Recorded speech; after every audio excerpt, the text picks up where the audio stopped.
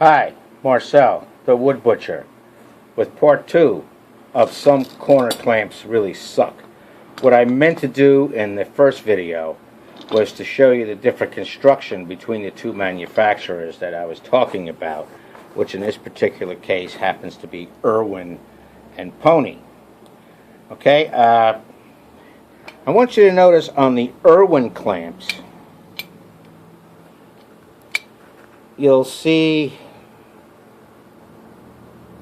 very slim and small between this piece and this piece.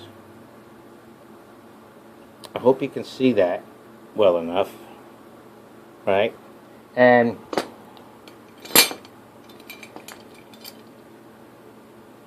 this is the one that snapped on me, and you can see how small that piece is as opposed to the small piece that broke off. You can actually see. Okay? Now on the ponies, there's a difference. I want you to take a look at the construction. See the difference? How much higher in a one-piece cast it is? That's the difference, and that's the construction you want to look for. So for right now, this is Marcel, the wood butcher, saying Semper Fi.